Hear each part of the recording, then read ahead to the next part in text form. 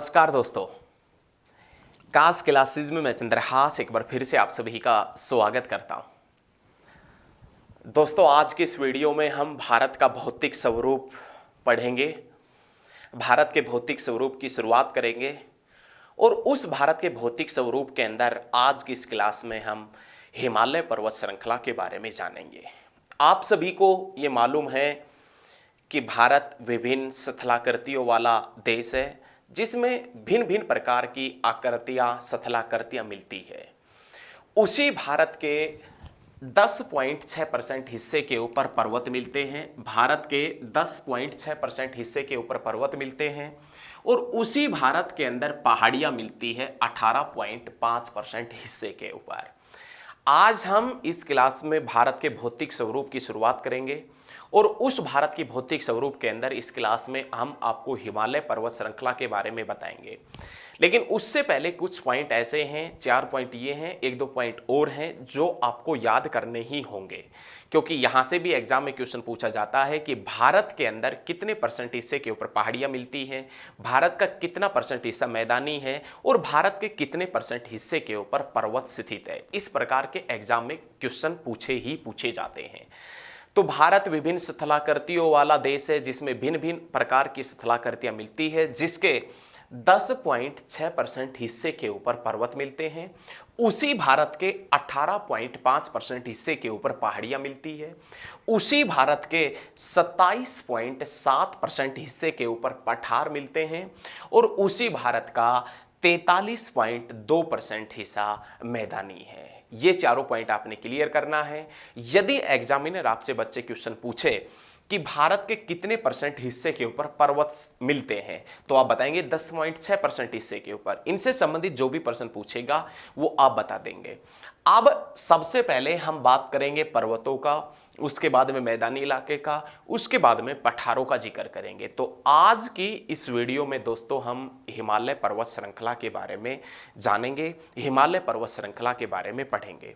हिमालय पर्वत श्रृंखला से संबंधित जितने भी क्वेश्चन निकलते हैं, जितने भी पॉइंट निकलते हैं, हम एक एक पॉइंट को बड़ी बारीकी से पढ़ेंगे, बड़ी बारीकी से उस चीज का हम अध्ययन करेंगे। आशा करते हैं कि हमारे द्वारा जो भी वीडियो कास क्लासेस यूट्यूब चैनल के ऊपर डाली जा रही है वो आपको पसंद भी आ रही है। आप सबकी तरफ से जो प्यार और सहयोग मिल रहा है उसके लिए हम आपका शुक्रिया अदा करना चाहते हैं। जितना प्यार और सहयोग आप सभी ने पिछली वीडियो के ऊपर दिया है, उतना ही प्यार और सहयोग आप हमारी सभी वीडियो पर बनाकर रखिएगा। तो चलिए, आज हम सबसे पहले पर्वतों के बारे में जानेंगे और पर्वतों के अंदर सबसे पहले दोस्तों हम हिमालय पर्वत श्रृंखला के बारे में पढ़ेंगे। लेकिन सबसे पहले आपके सामने एक बड़ी चुनौती ये होती है कि पर्वत या माउंटेन जो है, पर्वत माउंटेन किसे कहते हैं, पर्वत एक्चुअल में होता ही क्या है या पर्वत किसे कहते हैं।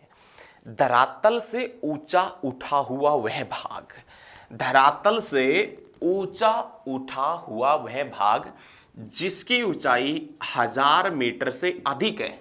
धरातल से ऊंचा उठा हुआ वह भाग जिसकी ऊंचाई 1000 मीटर से अधिक है, जिसके अंदर एक से अधिक शिखर है, जिसके अंदर एक से अधिक शिखर है और उनके शिखरों की ढाल, उनके शिखरों की ढाल अत्यधिक तीव्र है, अत्यधिक तीव्र ढाल है। क्या कहलाते हैं? पर्वत कहलाते हैं। पर्वतों की यदि आपसे डेफिनेशन पूछे, पर्वतों की परिभाषा पूछे कि पर्वत होते ही क्या है, तो आप बताएंगे दोस्तों, धरातल से ऊंचा उठा हुआ वह भाग जिसकी ऊंचाई 1000 मीटर से अधिक है, जिसके अंदर एक से अधिक शिखर है और शिखरों की ढाल अत्यधिक तीव्र है, अत्यधिक तीव्र ढाल है, क्या कहलाते हैं? पर्वत कहलाते हैं। याद रखिएगा। और आज उसी पर्वतों के अंदर आज हम हिमालय पर्वत श्रृंखला के बारे में पढ़ेंगे। तो आप दोस्तों बिल्कुल दिल थाम के बैठे रहिएगा, दिल और दिमाग थाम के बैठे रहिएगा। समझाना हमारा काम है, हम आपको समझाएंगे हिमालय पर्वत श्रृंखला के एक एक पॉइंट बड़ी बारीकी से। तो आप लगातार हमारे साथ में बने रहिए और यदि आप नोट्स वगैरह बना रहे हैं तो लगातार वो भी बनाते रहिए साथ के साथ में। तो आज दोस्तों हम हिमालय पर्वत श्रृंखला के बारे में जानेंगे। हिमालय पर्वत श्रृंखला हमारे लिए बहुत ही ज़्यादा महत्वपूर्ण है, एग्जाम की दृष्टि से भी और वैसे भी। हम आपको बताएंगे कि हिमालय पर्वत श्रृंखला हमारे लिए किस प्रकार से महत्वपूर्ण है, ये सभी चीज़ें हम बताने वाले हैं आपसे। हिमालय पर्वत श्रृंखला एक वलित पर्वत का एग्जाम्पल है। वलित पर्वत जिसे आप कह सकते हैं फोल्ड माउंटेन का एग्जाम्पल पड़ता है हिमालय पर्वत श्रृंखला।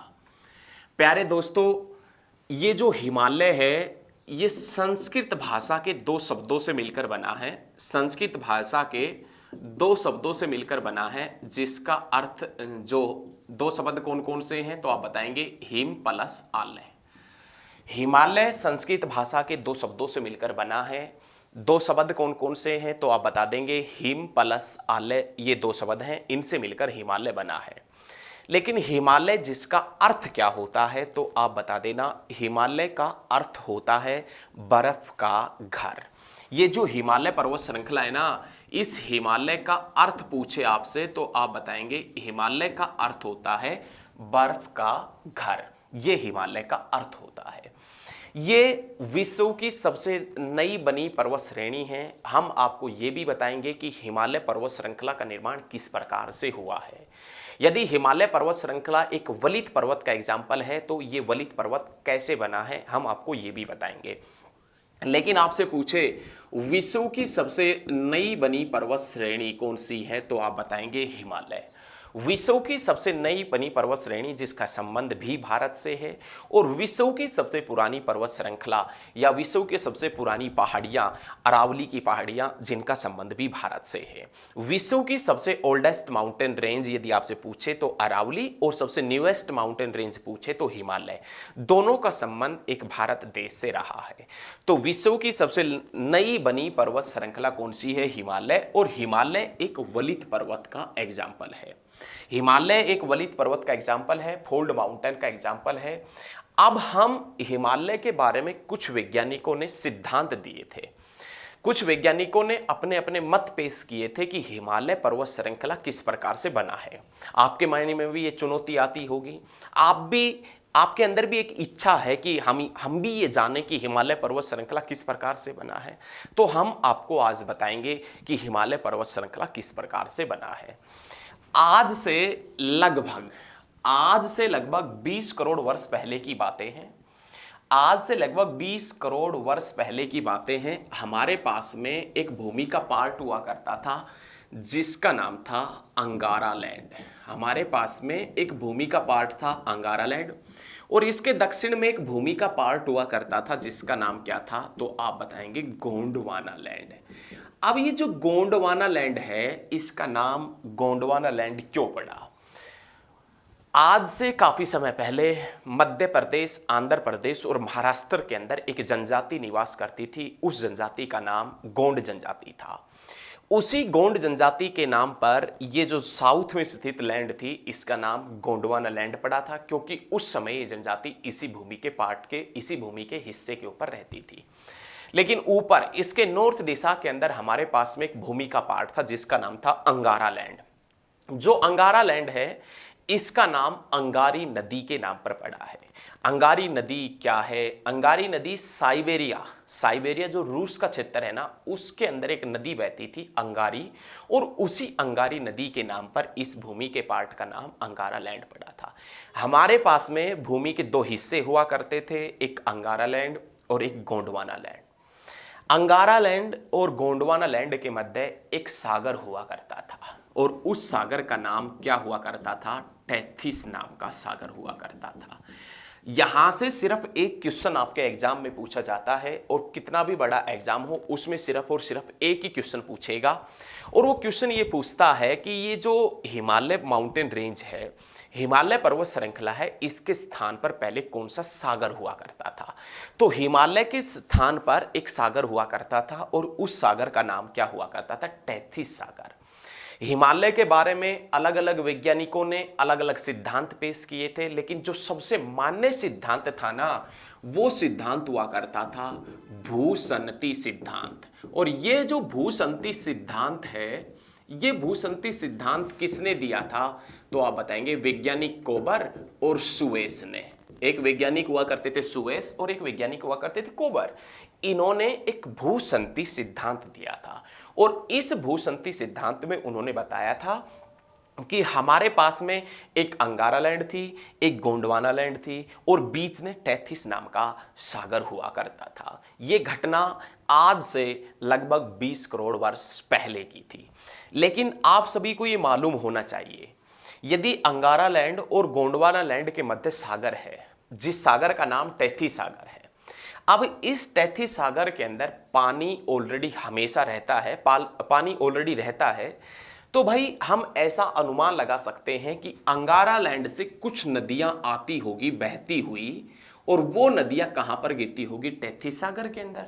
तभी टेथी सागर में पानी रहेगा, ऐसे तो टेथी सागर में पानी नहीं रह सकता। भाई कुछ नदियां जो अंगारा लैंड है इसके ऊपर से बहती आती होगी और कहां गिरती होगी? टेथी सागर में। कुछ नदियां गोंडवाना लैंड की थी जो कहां पर गिरती थी? टेथी सागर के अंदर, टेथी सागर में। जब अंगारा लैंड की नदियां बहती हुई गिरती थी टेथी सागर के अंदर, तो एक समय ऐसा था 20 करोड़ वर्ष पहले कि टेथी सागर की गहराई बहुत ज्यादा हुआ करती थी, लेकिन लगातार टेथी सागर के अंदर नदियां गिर रही है। अब आप सभी को यह भी मालूम है कि जब नदी का पानी चलता है तो वो अपने साथ में बहुत ज्यादा अवसाद लेकर चलता है। अवसाद मतलब रेत भी लेकर चलता है, कंकड़ पत्थर भी लेकर चलता है, बड़े बड़े, और नदी वगैरह यदि बहुत स्पीड से किसी सागर वगैरह के अंदर गिरती है तो बड़े बड़े पत्थर भी उसके अंदर ऐड होते हैं।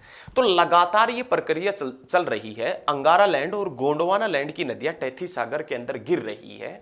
एक समय ऐसा था कि टेथी सागर की गहराई बहुत ज्यादा हुआ करती थी। धीरे धीरे टेथी सागर की गहराई कम होती चली गई, कम होती चली गई। क्यों? क्योंकि टेथी सागर के अंदर अवसाद जमा होते गए थे। क्योंकि टेथी सागर के अंदर क्या जमा हो गए थे भैया? अवसाद जमा हो गए थे। अब उन नदियों ने क्या किया था, जो नदियां टेथी सागर के अंदर गिर रही थी, उन नदियों ने क्या किया कि अंगारा लैंड का अपरदन कर दिया। भाई अपरदन किया है तभी तो अवसाद जमा हुए हैं टेथी सागर में। गोंडवाना लैंड का अपरदन कर दिया तभी तो इसमें टेथी सागर के अंदर हुआ है अवसाद जमा। ऐसे ही जब हम मान लेते हैं कि ये हमारे पास में भूमि का पार्ट है, जब दक्षिण से और उत्तर की तरफ हवा चली होगी तो हवा ने भी इस भूमि का अपरदन किया होगा और यहां से अवसाद उठाकर कहां जमा कर दिए होंगे? टेथी सागर में। जब हवा उत्तर से दक्षिण चली होगी तो अंगारा लैंड का अपरदन हवा ने किया होगा और उस हवा ने यहां से मिट्टी के कण वगैरह उठाकर कहां जमा कर दिए होंगे? टेथी सागर में। अब एक समय ऐसा आया कि टेथी सागर जिसकी गहराई बहुत कम हो चुकी थी, और जैसे ही टेथी सागर की गहराई बहुत कम होती है, इन दोनों लैंडों का, गोंडवाना लैंड का और अंगारा लैंड का अपरदन काफी हो चुका होता है। उसी समय पृथ्वी के अंदर एक भूसन्नति उत्पन्न होती है। कहने का मतलब एक भूकंप की स्थिति उत्पन्न होती है, और जैसे ही भूकंप की स्थिति उत्पन्न होती है, ये दोनों भूमि के पार्ट एक दूसरे की तरफ चलने लगते हैं। अंगारा लैंड गोंडवाना लैंड की तरफ खिसकने लगता है और गोंडवाना लैंड अंगारा लैंड की तरफ खिसकने लगता है। और जैसे ही दोनों भूमि के पार्ट एक दूसरे की तरफ खिसकने लगते हैं तो टेथी सागर के अंदर जो अवसाद जमा हुए थे, टेथी सागर के अंदर जो मिट्टी के कण, बालू के कण और जो भी पत्थर वगैरह है, कंकड़ पत्थर वगैरह वो जमा हुए थे, धीरे धीरे उनके अंदर वलन पड़ने लगता है, मोड़ पड़ने लगता है। अब जैसे जैसे ये दोनों भूमि के पार्ट एक दूसरे की तरफ खिसकते हैं, इनके अंदर मोड़ का आकार भी बढ़ता जाता है। जो वलन पड़ रहा था, मोड़ पड़ रहा था, उनका आकार भी बढ़ता जाता है। और एक समय ऐसा आता है कि गोंडवाना लैंड और अंगारा लैंड दोनों भूमि के पार्ट एक दूसरे के बिल्कुल पास पास आ जाते हैं और टेथी सागर की जगह के ऊपर एक नई पर्वत श्रृंखला बन जाती है। और उस पर्वत श्रृंखला को भैया किस नाम से जानते हैं? हिमालय पर्वत श्रृंखला के नाम से जानते हैं। विश्व की सबसे नई बनी पर्वत श्रृंखला जिसका नाम हिमालय है, और उस हिमालय पर्वत श्रृंखला के स्थान पर एक सागर हुआ करता था जिसका नाम टेथी सागर था। तो आशा करता हूं कि ये पॉइंट आपको समझ में आया होगा। अब इस पॉइंट को हम भूसंति सिद्धांत के अकॉर्डिंग ना समझकर हम एक अपने दैनिक जीवन का एक एग्जाम्पल लेते हैं। हमारे पास में कोई भी बैलून होता है, हमारे पास में कोई भी बैलून होता है और उस बैलून के अंदर यदि हम हवा भर दें और हवा भर के उस बैलून को हम फर्श के ऊपर टिका दें, आपके घर के अंदर जो भी फर्श है उसके ऊपर टिका दें, और फर्श के ऊपर टिकाने के बाद में दोनों तरफ से फोर्स लगाएं तो बैलून ऊपर की तरफ खिसक जाएगा। तो ऐसे ही जो टैथी सागर था, उस टैथी सागर के अंदर जो अवसाद जमा हुए थे, जब दोनों भूमि के पार्ट एक दूसरे की तरफ खिसके थे ना, तो अवसादों के अंदर मोड़ पड़ गया था, और मोड़ पड़ने के कारण एक पर्वत श्रृंखला बन गई थी इस प्रकार से। अरे एक और एग्जांपल लेके देखो भैया, मान लो कि आपके पास में दो हाथ हैं, इन दोनों हाथों को आपने रेत में टिकाया, और रेत में टिके टिके ही दोनों हाथों को आप पास लेकर आए। जैसे ही आप पास लेकर आए तो रेत में एक चोटी सी बन जाती, दोनों हाथ पास आएंगे तो एक चोटी सी बन जाएगी। अब मान लें कि आपके पास में ये दो हाथ हैं, इनको आपने रेत में टिके टिकाए, दोनों हाथों को पास लेकर आए तो यहां पर एक चोटी बन गई। चोटी मतलब एक पर्वत श्रृंखला बन गई, और उस पर्वत श्रृंखला को किस नाम से जाना गया? हिमालय पर्वत श्रृंखला।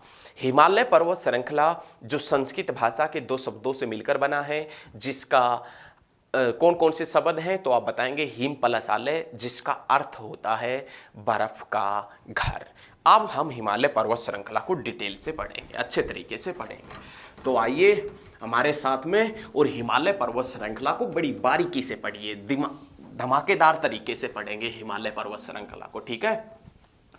तो आप लगातार हमारे साथ में बने रहें, और दोस्तों वीडियो को स्किप नहीं करना है। पढ़ना इतना आसान नहीं और समझना भी इतना आसान नहीं है। आजकल बहुत सी सोशल मीडिया के ऊपर आपको वीडियो मिल जाएगी, नहीं हवाई जिसके व्यूज़ मिलियन में, लेकिन पढ़ाई वाली वीडियो देखो उनके व्यूज़ बढ़ ही नहीं पाते हैं। अरे ये सब आपकी बदौलत है। आप यदि हमारे साथ में जुड़ेंगे तो व्यू भी आएंगे, और आप समझने की कोशिश भी करें, एक एक पॉइंट को नोट करने की भी कोशिश करें। देखना हिमालय पर्वत श्रृंखला आज आपके दिमाग में बैठा देंगे, आपके माइंड में बैठा देंगे। इस प्रकार से हम हिमालय पर्वत श्रृंखला समझाएंगे। आप पढ़ने की चेष्टा रखें, पढ़ा हम देंगे आपको। उसके बाद में देखें, अब हिमालय पर्वत श्रृंखला की डिटेल से शुरुआत होती है। देखें, अब हम हिमालय पर्वत श्रृंखला के कुछ पॉइंटों को जानेंगे, उसके बाद में आगे बढ़ेंगे। ये जो हिमालय पर्वत श्रृंखला है, आप सभी को मालूम है कि ये एक वलित पर्वत का एग्जाम्पल है। हिमालय पर्वत श्रृंखला ये विश्व की सबसे नई पर्वत श्रृंखला है, विश्व की सबसे नई बनी पर्वत श्रृंखला है। हिमालय पर्वत श्रृंखला जिसका क्षेत्रफल यदि आपसे पूछे, एरिया पूछे, तो आप बताएंगे 5 लाख वर्ग किलोमीटर के अंदर हिमालय पर्वत श्रृंखला फैला है। हिमालय पर्वत श्रृंखला जिसकी लंबाई पूछे पश्चिम से पूर्व इसकी लंबाई पूछे तो आप बताएंगे लगभग 2500 किलोमीटर इसकी लंबाई है। हिमालय पर्वत श्रृंखला कितने देशांतरों में फैला है तो आप बताएंगे 22 देशांतरों के अंदर हिमालय पर्वत श्रृंखला फैला है। हम एक बार भारत का यहां पर छोटा सा मैप बनाते हैं, और उसके बाद में हिमालय पर्वत श्रृंखला को अच्छे तरीके से बारीकी से इसका अध्ययन करते हैं। चलिए एक बार छोटा सा मैप बना लेते हैं, उसके बाद में हम हिमालय पर्वत श्रृंखला के बारे में जानेंगे भैया।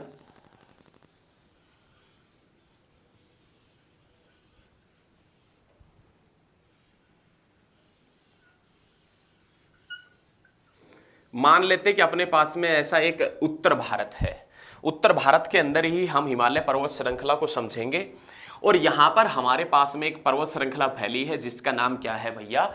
हिमालय पर्वत श्रृंखला। इस हिमालय पर्वत श्रृंखला को उत्तर से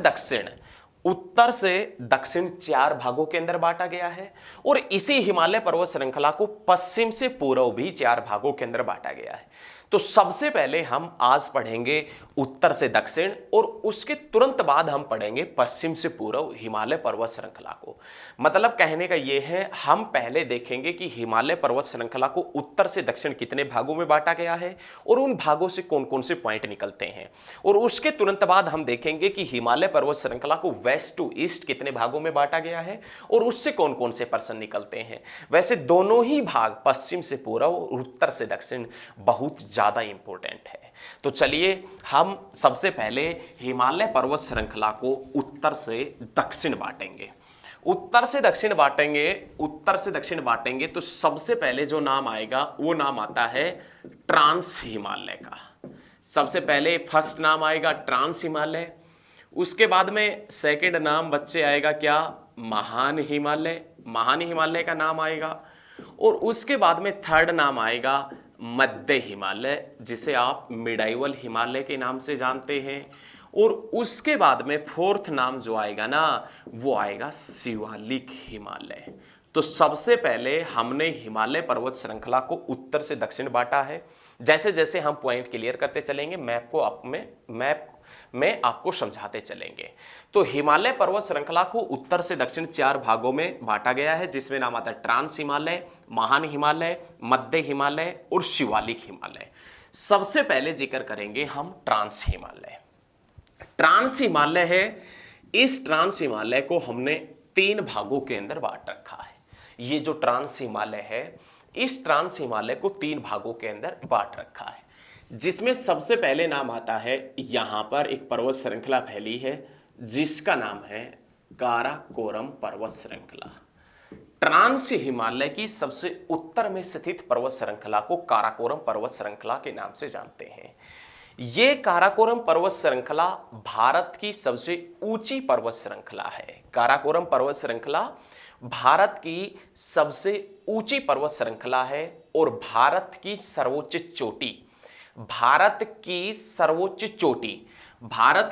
चोटी यदि आपसे पूछे ना तो आप बताएंगे काराकोरम पर्वत श्रृंखला के अंदर ही स्थित है।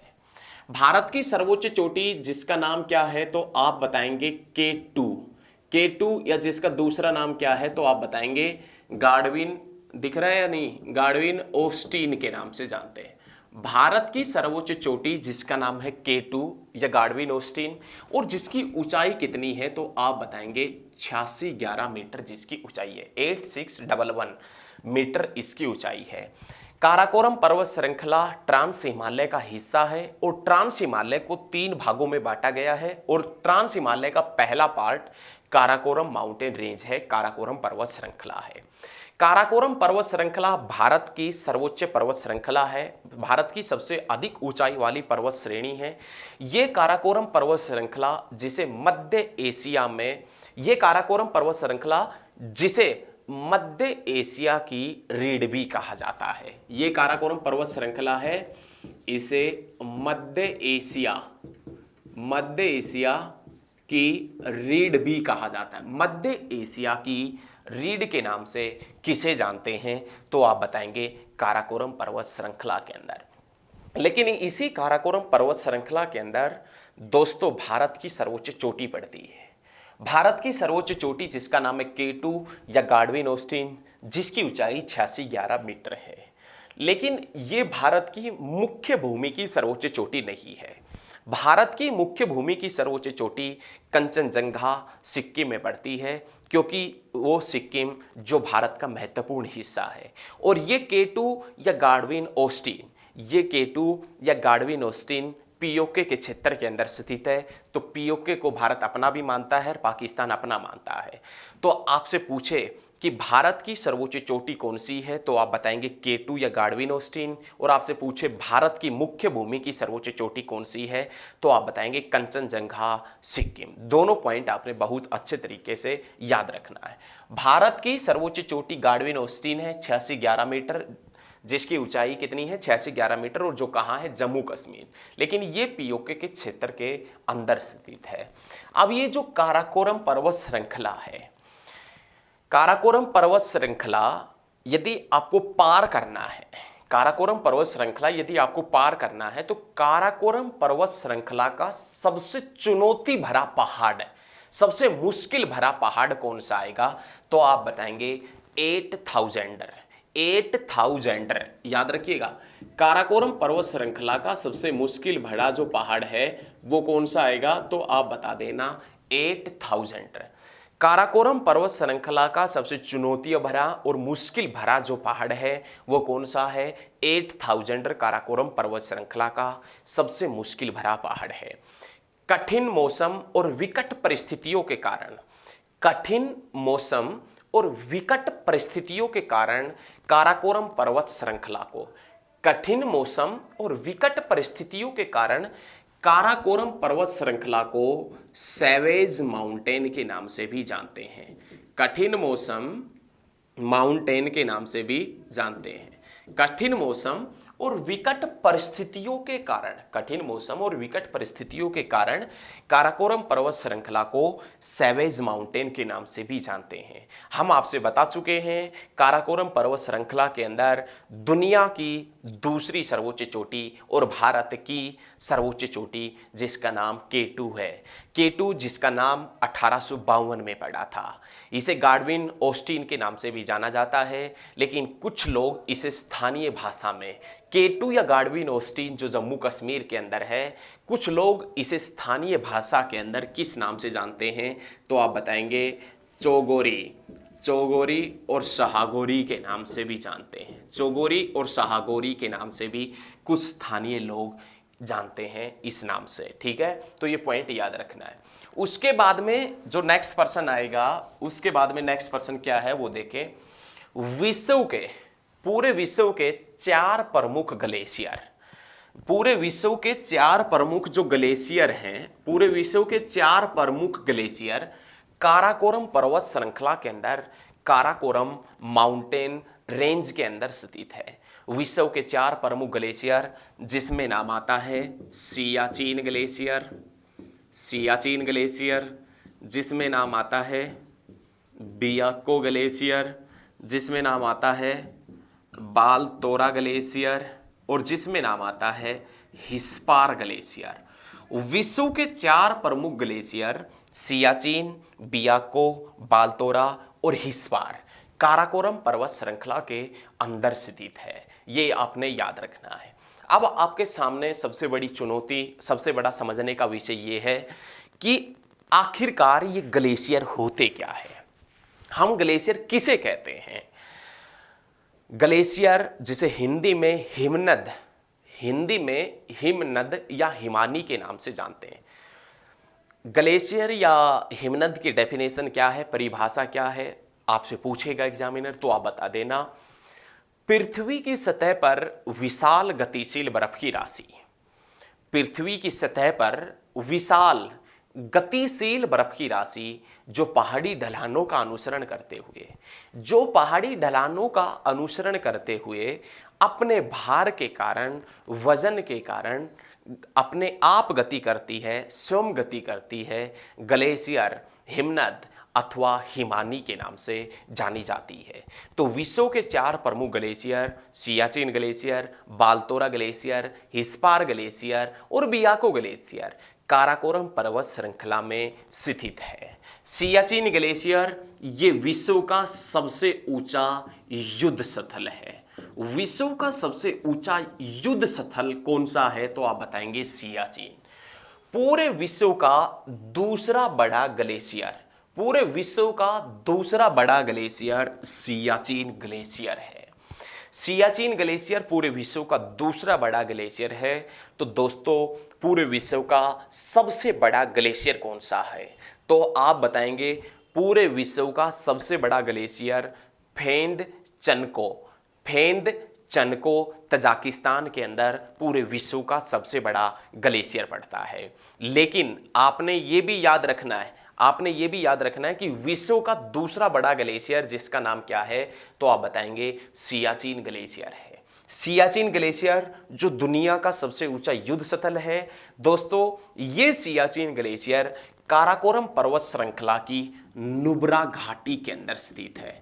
सियाचिन ग्लेशियर काराकोरम पर्वत श्रृंखला की नुब्रा घाटी के अंदर स्थित है। सियाचिन ग्लेशियर के ऊपर भारतीय जो फौज है उनको किसी प्रकार का कोई खतरा नहीं है, लेकिन हाँ यहाँ पर हमेशा भारतीय फौजों को ग्लेशियर से खतरा रहता है। बर्फ़ वगैरह पिघलकर जब चलती है तो हमारे जो सैनिक हैं कई बार वो भी आपस में बर्फ़ के साथ में निकल जाते हैं नीचे की तरफ और जिसके कारण वो शहीद हो जाते हैं।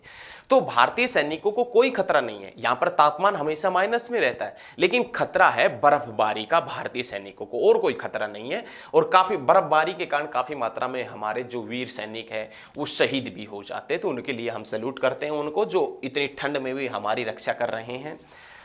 ये वैसे उनके प्रति आप भी अपने दिल के अंदर एक जज्बा रखें, जज्बा होना भी चाहिए भारतीय सैनिकों के प्रति। नुब्रा घाटी के अंदर स्थित है सियाचिन ग्लेशियर। और नुब्रा घाटी या नुब्रा वैली कौन सी पर्वत श्रृंखला में स्थित है? काराकोरम पर्वत श्रृंखला के अंदर स्थित है। तो प्यारे दोस्तों, ये तो ट्रांस हिमालय का पहला हिस्सा था। ट्रांस हिमालय जिसे 3 भागों के अंदर बांटा गया है। 3 भागों के अंदर सबसे पहले हमने बताया आपसे काराकोरम पर्वत श्रृंखला। उसके बाद में सेकंड यहां पर नाम आता है, ये काराकोरम पर्वत श्रृंखला के जस्ट नीचे जिसमें नाम आता है लद्दाख पर्वत श्रृंखला। लद्दाख पर्वत श्रृंखला, या हम कह सकते हैं लद्दाख माउंटेन रेंज। ये जो लद्दाख पर्वत श्रृंखला है ये जम्मू कश्मीर और तिब्बत में फैली है। लद्दाख पर्वत श्रृंखला है ये जम्मू कश्मीर और तिब्बत में फैली है, लेकिन लद्दाख पर्वत श्रृंखला को तिब्बत में कैलाश पर्वत के नाम से जानते हैं। लद्दाख पर्वत श्रृंखला को तिब्बत में कैलाश पर्वत के नाम से जानते हैं, और इसी कैलाश पर्वत श्रृंखला में यहां पर एक झील स्थित है जिसका नाम मानसरोवर झील है। याद रखना है प्यारे साथियों, प्यारे दोस्तों, ये चीजें आपने याद रखनी है कि ट्रांस हिमालय के अंदर, ट्रांस हिमालय को 3 भागों में बांटा गया है, जिसमें एक काराकोरम और दूसरा कौन सा है, लद्दाख। लद्दाख पर्वतमाला जो जम्मू कश्मीर और तिब्बत में फैली है, तिब्बत में इसे कैलाश पर्वत के नाम से जानते हैं। कैलाश पर्वत जिसके अंदर मानसरोवर झील स्थित है। ये जो लद्दाख पर्वत श्रृंखला है, यहां इसके ऊपर से भी एक नदी बहती है लद्दाख पर्वत श्रृंखला के ऊपर से, और इस लद्दाख पर्वत श्रृंखला के नीचे से भी एक नदी बहती है। तो लद्दाख पर्वत श्रृंखला 2 नदियों के मध्य स्थित है। लद्दाख पर्वत श्रृंखला कौन कौन सी नदी के मध्य स्थित है, तो आप बताएंगे लद्दाख पर्वत श्रृंखला सिंधु और श्योक नदी के मध्य स्थित है। ये ऊपर से जो नदी बह रही है इसका नाम श्योक नदी है, और लद्दाख पर्वत श्रृंखला के दक्षिण के अंदर जो नदी बह रही है इसका नाम क्या है, सिंधु नदी है। क्या नाम है, सिंधु नदी है। तो ये चीज भी आपने याद रखनी है कि प्यारे साथियों, प्यारे दोस्तों, समझ में आ रहा होगा ना, समझ में आना भी चाहिए, बहुत आसान है। सिंधु और श्योक नदी के मध्य स्थित है लद्दाख पर्वत श्रृंखला। लेकिन विश्व की सबसे तीव्र ढाल वाली चोटी, विश्व की सबसे तीव्र ढाल वाली चोटी, विश्व की सबसे तीव्र ढाल वाली चोटी, विश्व की सबसे तीव्र ढाल वाली चोटी जिसका नाम है राकापोसी। विश्व की सबसे तीव्र ढाल वाली चोटी जो है उसका नाम राकापोसी है, और विश्व की सबसे तीव्र ढाल वाली चोटी लद्दाख पर्वत श्रृंखला में स्थित है। विश्व की सबसे तीव्र ढाल वाली चोटी राकापोसी लद्दाख पर्वत श्रृंखला में स्थित है। लद्दाख पर्वत श्रृंखला जो श्योक और सिंधु नदी के मध्य स्थित है। लद्दाख पर्वत श्रृंखला जो जम्मू कश्मीर और तिब्बत में फैली है, तिब्बत में जिसे कैलाश पर्वत के नाम से जानते हैं, और ये कैलाश पर्वत जिसके अंदर मानसरोवर झील है, और ये मानसरोवर झील जिसके पास से सिंधु, सतलुज और ब्रह्मपुत्र नदियां निकलती है। तो ये चीज भी आपने याद रखनी है प्यारे दोस्तों। उसके बाद में तीसरा नाम आता है ट्रांस हिमालय का तीसरा पार्ट। एक तो हम बता चुके हैं काराकोरम, ये वाला, दूसरा लद्दाख, और उसके बाद में जो थर्ड नाम आता है वो थर्ड नाम है जास्कर पर्वत श्रृंखला। जास्कर। तो ट्रांस हिमालय को 3 भागों के अंदर बांटा गया है, काराकोरम, लद्दाख और जास्कर के नाम से। ट्रांस हिमालय की सबसे दक्षिण में स्थित पर्वतमाला, ट्रांस हिमालय की सबसे दक्षिण में स्थित पर्वतमाला कौन सी है, तो आप बताएंगे जास्कर। ट्रांस हिमालय की सबसे दक्षिण में स्थित पर्वत श्रृंखला है जास्कर पर्वत श्रृंखला, और लद्दाख पर्वत श्रृंखला के मध्य से एक नदी बहती है जिसका नाम क्या है, तो आप बताएंगे सिंधु नदी। और जम्मू कश्मीर का लेह स्थान, जम्मू कश्मीर का जो लेह कस्बा है, लेह स्थान है, वो याद रखिएगा सिंधु नदी के ऊपर है, लेकिन जम्मू कश्मीर का जो लेह स्थान है वो याद रखिएगा आप लद्दाख और जास्कर पर्वत श्रृंखला के मध्य पड़ता है। तो ये तो था आपका प्यारे स्टूडेंटों, प्यारे बच्चों, प्यारे दोस्तों, प्यारे मित्रों, ट्रांस हिमालय। अब इस ट्रांस हिमालय के बाद में जो नाम आता है वो नाम किसका आता है, तो आप बताएंगे महान हिमालय का। ट्रांस हिमालय के बाद में सेकंड नाम आता है महान हिमालय का। महान हिमालय जिसे आप ग्रेटर हिमालय के नाम से जानते हैं। आखिरकार सबसे पहला क्वेश्चन हमारे और आपके सामने सबसे बड़ा ये उठता है कि इसका नाम, इस पर्वत श्रृंखला का नाम महान हिमालय क्यों पड़ा। विश्व की लगभग सभी सर्वोच्च चोटियां, विश्व की लगभग सभी सर्वोच्च चोटियां इस हिमालय में स्थित होने के कारण इसका नाम महान हिमालय पड़ा है। महान हिमालय, जिसे आप इंग्लिश में ग्रेटर हिमालय के नाम से जानते हैं, इसका नाम ग्रेटर हिमालय या महान हिमालय क्यों पड़ा? तो आप बताएंगे कि विश्व की लगभग सभी सर्वोच्च चोटियां इस महान हिमालय में स्थित होने के कारण इसका नाम महान हिमालय या ग्रेटर हिमालय पड़ा है। आप देखेंगे महान हिमालय कहां से कहां तक फैला है और क्या क्या इसका स्वरूप रहा है। ये भाई इस प्रकार से ये फैला है महान हिमालय, ये इस प्रकार से ये फैला है महान हिमालय। महान हिमालय का नाम महान हिमालय इसलिए पड़ा क्योंकि लगभग विश्व की सभी सर्वोच्च चोटियां इस हिमालय में स्थित है, जिसके कारण इसे महान हिमालय के नाम से जाना गया है। महान हिमालय जम्मू कश्मीर से लेकर और अरुणाचल प्रदेश तक फैला है।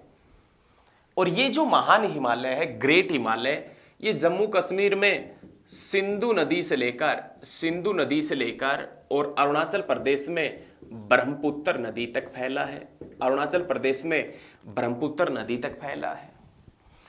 महान हिमालय जम्मू कश्मीर में नंगा पर्वत से लेकर अरुणाचल प्रदेश में नामचा बरवा पर्वत तक फैला है। विश्व की लगभग सभी सर्वोच्च चोटियां महान हिमालय में स्थित होने के कारण इसका नाम महान हिमालय पड़ा। महान हिमालय जो जम्मू कश्मीर से लेकर अरुणाचल प्रदेश तक फैला है और यही हिमालय है जो लगभग जिसकी लंबाई 2500 किलोमीटर है।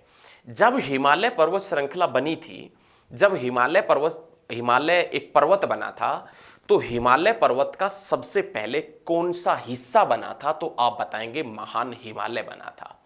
और इस महान हिमालय के अंदर पृथ्वी के ऊपर जो सबसे पहले चट्टानें बनी थी, आर्कियन जो क्रम्स की चट्टानें थी, वो चट्टानें भी किसके अंदर मिलती है? महान हिमालय के अंदर। आर्कियन क्रम की चट्टानें भी महान हिमालय के अंदर मिलती है। महान हिमालय सिंधु नदी से ब्रह्मपुत्र नदी अरुणाचल प्रदेश तक फैला है। महान हिमालय नंगा पर्वत जम्मू कश्मीर से लेकर नामचा बरवा पर्वत अरुणाचल प्रदेश तक फैला है।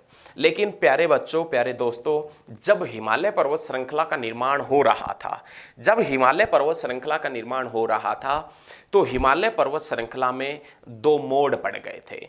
एक मोड़ जो भारत और म्यांमार की सीमा के ऊपर है, और एक मोड़ जो पाकिस्तान के अंदर। ये आप देख रहे हैं ना, जब हिमालय पर्वत श्रृंखला का निर्माण हुआ था तो हिमालय पर्वत श्रृंखला में दो मोड़ पड़ गए थे।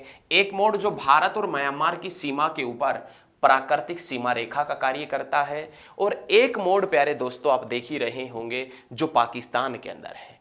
पाकिस्तान में हिमालय को किस नाम से जानते हैं? ये जो हमारा पड़ोसी मुल्क पाकिस्तान है, दिलजले टाइप का, इस पाकिस्तान में हिमालय को किस नाम से जानते हैं?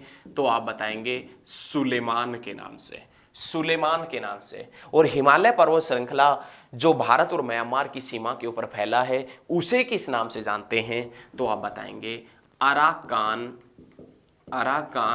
योमा के नाम से। कहने का मतलब वो हिमालय का हिस्सा जो भारत और म्यांमार की सीमा के ऊपर फैला है, उसे किस नाम से जानते हैं? अराकान योमा के नाम से। और वो हिमालय जो पाकिस्तान के अंदर फैला है, उसे किस नाम से जानते हैं? सुलेमान के नाम से जानते हैं।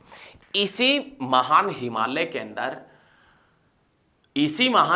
के अंदर नेपाल और तिब्बत की सीमा के ऊपर, नेपाल और तिब्बत की सीमा के ऊपर विश्व की सर्वोच्च चोटी स्थित है। वर्ल्ड की जो हाईएस्ट पीक है, विश्व की सर्वोच्च चोटी है, जिसका नाम माउंट एवरेस्ट है। और माउंट एवरेस्ट जो नेपाल और तिब्बत की सीमा के ऊपर स्थित है, जिसकी ऊंचाई 8850 मीटर है। किसी बुक में आपको ये 8848 मीटर भी मिल जाएगी। आजकल जो नई बुकें आ रही हैं उनके अंदर इसकी ऊंचाई 8850 मीटर भी है।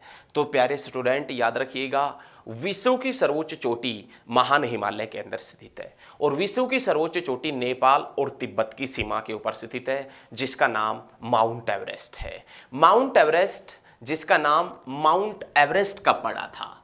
माउंट एवरेस्ट का नाम माउंट एवरेस्ट 1865 में पड़ा था। इससे पहले यह पहाड़ P15 के नाम से, P15 के नाम से जाना जाता था। एक वेल्स देश के जियोग्राफर थे, एक वेल्स देश है जिसके जियोग्राफर हुआ करते थे सर जॉर्ज एवरेस्ट। उसने इस पहाड़ की सटीक ऊंचाई और सही लोकेशन बताई थी, जिसके कारण इसका नाम माउंट एवरेस्ट पड़ा। माउंट मतलब पहाड़ और एवरेस्ट उस व्यक्ति के नाम पर पड़ा है। माउंट एवरेस्ट का नाम माउंट एवरेस्ट 1865 में रखा गया। इससे पहले यह पहाड़ P15 के नाम से जाना जाता था, ये भी आपने याद रखना है। लेकिन ये नेपाल और तिब्बत की सीमा के ऊपर स्थित है माउंट एवरेस्ट। तो इस माउंट एवरेस्ट को नेपाल में किस नाम से जानते हैं? माउंट एवरेस्ट को नेपाल में किस नाम से जानते हैं? तो आप बताएंगे सागरमाथा के नाम से। नेपाल में माउंट एवरेस्ट को सागरमाथा के नाम से जानते हैं। और माउंट एवरेस्ट को तिब्बत में किस नाम से जानते हैं? तिब्बत में तो आप बताएंगे चोमुलुंगमा। माउंट एवरेस्ट को तिब्बत में चोमुलुंगमा के नाम से जानते हैं और उस माउंट एवरेस्ट को नेपाल में किस नाम से जानते हैं? सागरमाथा के नाम से जानते हैं। इसी माउंट एवरेस्ट के बराबर में नेपाल में, यहां पर माउंट एवरेस्ट के बराबर में नेपाल में धौलागिरी पर्वत श्रृंखला पड़ती है, धौलागिरी। और इसी के साइड में पड़ती है मकालू पर्वत श्रृंखला, मकालू। और इसी के साइड में पड़ती है अन्नपूर्णा पर्वत श्रृंखला, अन्नपूर्णा पर्वत श्रृंखला, मकालू पर्वत श्रृंखला, धौलागिरी पर्वत श्रृंखला और माउंट एवरेस्ट। ये जो सभी पर्वत श्रृंखला है, ये जो सभी पहाड़ियां हैं, ये महान हिमालय के अंदर ही स्थित है। लेकिन महान हिमालय का एक और कारनामा है जिससे पॉइंट निकलते हैं, क्या कि इसी महान हिमालय के अंदर सिक्किम में, यहां पर सिक्किम के अंदर एक पर्वत चोटी पड़ती है जिसका नाम है कंचनजंगा। महान हिमालय के अंदर सिक्किम के अंदर एक पर्वत चोटी पड़ती है जिसका नाम कंचनजंगा है। और ये कंचनजंगा भारत की मुख्य भूमि की सर्वोच्च चोटी है। भारत की मुख्य भूमि, मेनलैंड की हाईएस्ट पीक कौन सी है? भारत की मुख्य भूमि की सर्वोच्च चोटी कौन सी है? तो प्यारे स्टूडेंट आप बता देना, कंचनजंगा। ये भारत की मुख्य भूमि की सर्वोच्च चोटी है। और इस कंचनजंगा की ऊंचाई कितनी है? तो आप बता देना 85-98 मीटर इसकी ऊंचाई है। भारत की सर्वोच्च चोटी यदि एग्जामिनर आपसे पूछे तो आप बता देना K2 या गाढ़वी नोस्टिन जम्मू कश्मीर, जो काराकोरम पर्वत श्रृंखला में स्थित है। लेकिन भारत की मुख्य भूमि की सर्वोच्च चोटी पूछे तो कंचनजंगा, जिसकी ऊंचाई 85-98 मीटर है, जो सिक्किम के अंदर स्थित है। ये याद रखिएगा, सिक्किम जो 1975 के अंदर बना था। और ये जो सिक्किम है, अकॉर्डिंग टू पॉपुलेशन जनसंख्या की दृष्टि से सबसे छोटा स्टेट, अकॉर्डिंग टू पॉपुलेशन जनसंख्या की दृष्टि से सबसे छोटा स्टेट कौन सा है? तो आप बता देना सिक्किम। तो सिक्किम के अंदर, महान हिमालय के अंदर कंचनजंगा स्थित है, जो भारत की मुख्य भूमि की सर्वोच्च चोटी है और जिसकी ऊंचाई 85-98 मीटर है। तो प्यारे दोस्तों, ये हमने पढ़ा है, अभी तक 2 हिमालय पढ़े हैं, जिसमें एक तो पढ़ा है कौन सा? तो आप बताएंगे ट्रांस हिमालय। और दूसरा हिमालय हमने कौन सा देखा है? तो दूसरा हमने देखा है महान हिमालय। अभी तक हमने 2 हिमालयों के बारे में पढ़ा है, एक तो ट्रांस हिमालय और एक पढ़ा है महान हिमालय। अब इस महान हिमालय के बाद में जो नाम आता है वो नाम आता है भाई मध्य हिमालय का। मध्य हिमालय, मिडाइवल हिमालय। महान हिमालय के दक्षिण में ये ऊपर ट्रांस हिमालय है, ये वाला, इसके दक्षिण में महान हिमालय और इसके दक्षिण के अंदर फैला है मध्य हिमालय। मध्य हिमालय, इस मध्य हिमालय को 5 भागों के अंदर बांटा गया है। मध्य हिमालय को 5 भागों के अंदर बांटा गया है, जिसमें सबसे पहले नाम आता है, यहां पर एक पर्वत श्रृंखला है जिसका नाम है पीर पंजाल पर्वत श्रृंखला, पीर पंजाल। उसके बाद में यहां पर एक पर्वत श्रृंखला है जिसका नाम है धौलाधर पर्वत श्रृंखला, धौलाधर पर्वतमाला या पर्वत श्रृंखला। उसके बाद में यहां पर एक पर्वत श्रृंखला है जिसका नाम है मंसूरी पर्वत श्रृंखला, मंसूरी की पहाड़ियां या मंसूरी पर्वत श्रृंखला। उसके बाद में नेपाल में यहां पर एक पर्वत श्रृंखला है जिसका नाम है महाभारत, महाभारत। और यहीं पर नेपाल में एक पर्वत श्रृंखला है जिसका नाम है नाग टिब्बा। नाग टिब्बा और महाभारत पर्वत श्रृंखला नेपाल, मंसूरी, धौलाधार, पीर पंजाल जो भारत के अंदर पड़ती है, ये सभी मध्य हिमालय का हिस्सा है। मध्य हिमालय को हमने 5 भागों के अंदर 5 पहाड़ियों में बांटा हुआ है। और कौन कौन सी पहाड़ियां हैं तो आप बताएंगे पीर पंजाल, धौलाधार और मंसूरी, महाभारत और नाग टिब्बा। एग्जाम में कई बार क्या होता है, सीजीएल तक के एग्जाम में सीधा क्वेश्चन पूछ लेता है कि महाभारत और नाग टिब्बा पहाड़ियां कौन से देश के अंदर है, महाभारत पहाड़ियां कौन से देश के अंदर है। ऐसा क्वेश्चन यदि आपसे पूछेगा तो आप पहले ही झटके में बता देना कि महाभारत जो पर्वत श्रृंखला है, पहाड़ियां है, वो नेपाल में है और ये मध्य हिमालय, मिडाइवल हिमालय का हिस्सा है।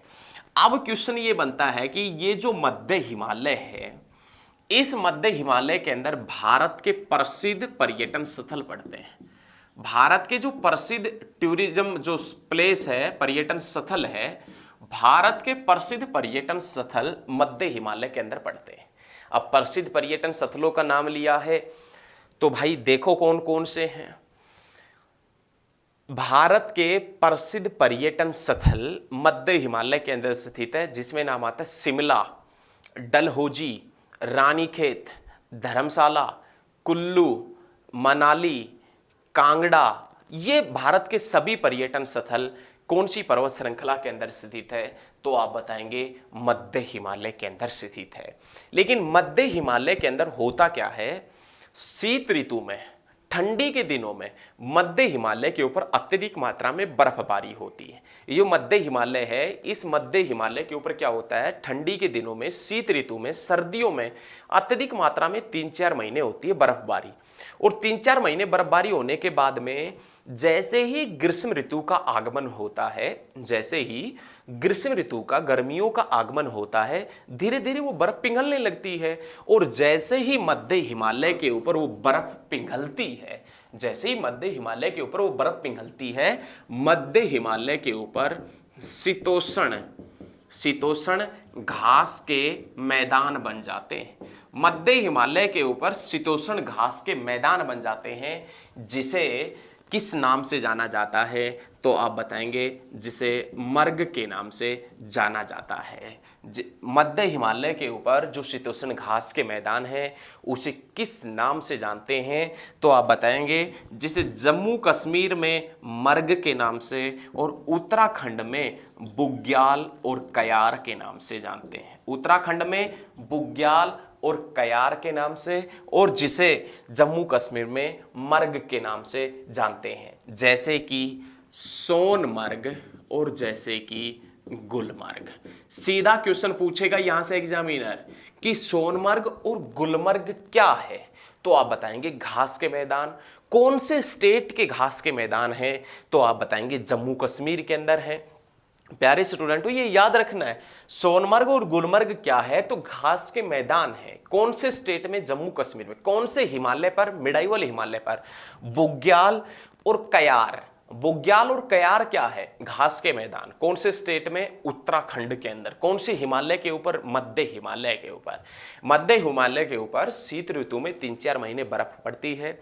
बर्फ पड़ती है, अच्छी बात है, बर्फ जम जाती है, लेकिन जैसे ही ग्रीष्म ऋतु का आगमन होता है मार्च अप्रैल के अंदर, धीरे धीरे बर्फ पिघलती है। और जैसे ही बर्फ पिघलती, यहाँ पर घास के मैदान बन जाते हैं और उन घास के मैदानों को शीतोष्ण घास के मैदान के नाम से जानते हैं, जिसे उत्तराखंड में बुग्याल और कयार और जिसे जम्मू कश्मीर में मर्ग के नाम से, जैसे गुलमर्ग और सोनमर्ग के नाम से जाना जाता है। तो ये प्यारे स्टूडेंट सभी ने अच्छे तरीके से याद रखना है। तो एक बार ये साफ कर रहे हैं। यदि आप साथ के साथ में नोट नहीं कर पा रहे हैं तो वीडियो को बैक करके नोट कर लें, वीडियो को पीछे करके, वीडियो को बैक करके नोट कर लें। और उसके बाद में नाम आता है फोर्थ नाम आता है शिवालिक हिमालय। उसके बाद में भाई किसका नाम आएगा, शिवालिक हिमालय। उत्तर से दक्षिण हिमालय को 4 भागों में बांटा गया है, जिसमें हमने 3 भाग पढ़ लिए हैं और अब हम पढ़ेंगे 4th पार्ट जिसका नाम है शिवालिक।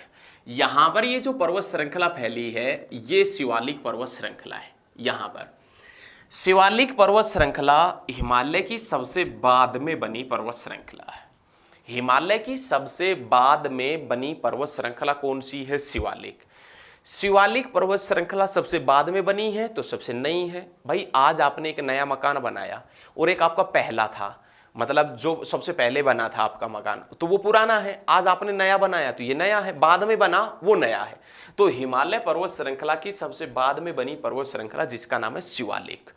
शिवालिक पर्वत श्रृंखला हिमालय की सबसे कम ऊंचाई वाली, हिमालय की सबसे कम ऊंचाई वाली पर्वत श्रृंखला का नाम क्या है? शिवालिक। सबसे नई पर्वत श्रृंखला का नाम क्या है? शिवालिक। इस शिवालिक पर्वत श्रृंखला का निर्माण किस प्रकार से हुआ है? शिवालिक पर्वत श्रृंखला किस प्रकार से बनी है? तो ऊपर हिमालय से, महान हिमालय से, लघु हिमालय से जो नदियां निकल कर आती थी और उन नदियों के अवसाद इस क्षेत्र के अंदर जमा हो गए थे और उनके जमा होने के कारण शिवालिक पर्वत श्रृंखला का निर्माण हुआ है। कौन सी पर्वत श्रृंखला का निर्माण हुआ है दोस्तों? तो आप बताएंगे शिवालिक पर्वत श्रृंखला का निर्माण हुआ है। लेकिन इस शिवालिक पर्वत श्रृंखला के ऊपर भी घास के मैदान मिलते हैं और शिवालिक जो हिमालय है इसके घास के मैदानों को दून या द्वार के नाम से जानते हैं, जैसे पोटली दून, जैसे पोटली दून और देहरादून, जैसे पोटली दून और देहरादून, और जैसे द्वार से हरिद्वार। शिवालिक के घास के मैदानों को दून या द्वार के नाम से जानते हैं, जैसे पोटली दून, देहरादून और जैसे हरिद्वार। तो ये भी आपने याद रखना है। ये हिमालय को हमने उत्तर से दक्षिण में पढ़ा है, लेकिन इस हिमालय को उत्तर से दक्षिण पढ़ने के बाद में हमें ये पता चल गया कि हिमालय पर्वत श्रृंखला को 4 भागों में बांटा गया है, 4 पार्ट में डिवाइड कर रखा है। उत्तर से दक्षिण हिमालय को 4 भागों में बांट रखा, बहुत अच्छी बात है। यहां तक आपने पढ़ा है ट्रांस हिमालय, फिर ये कौन सा? महान हिमालय, मध्य हिमालय और शिवालिक हिमालय।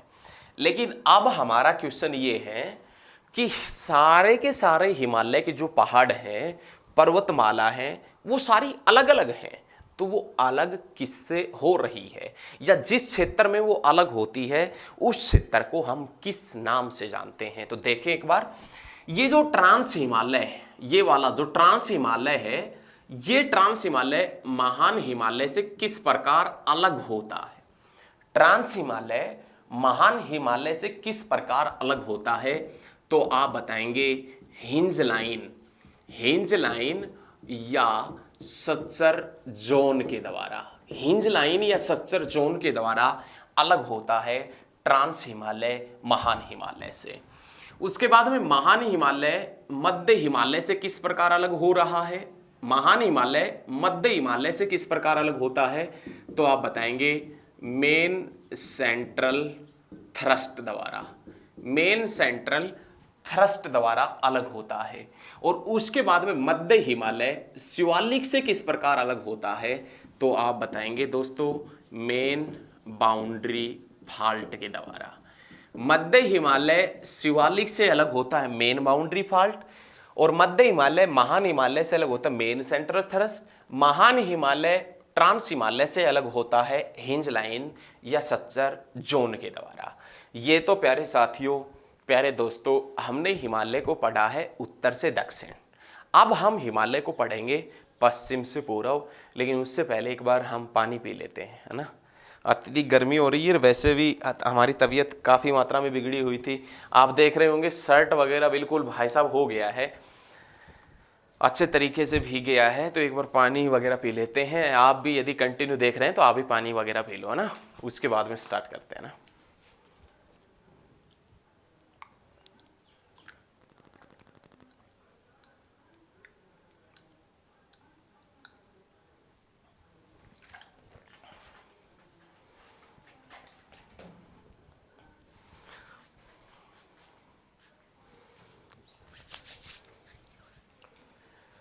चलिए, अब हम हिमालय पर्वत श्रृंखला है ना दोस्तों, इस हिमालय पर्वत श्रृंखला को हम बांटेंगे पश्चिम से पूर्व। बहुत मजा आएगा। एक बार इसको बिल्कुल ही साफ कर देते हैं, फिर हिमालय पर्वत श्रृंखला को पश्चिम से पूर्व और बांटेंगे। उसके बाद में हिमालय लगभग खत्म सा ही हो जाएगा। देखें, एक बार इसको थोड़ा सा साफ कर देते हैं, आपको अच्छे तरीके से समझ में आ जाएगा। बस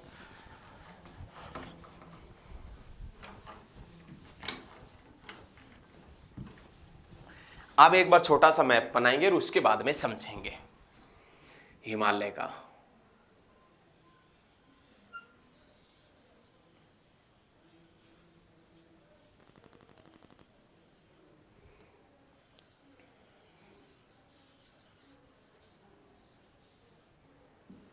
ऐसा हमने बताया था, ये हमारे पास में ट्रांस हिमालय, ये हमारे पास में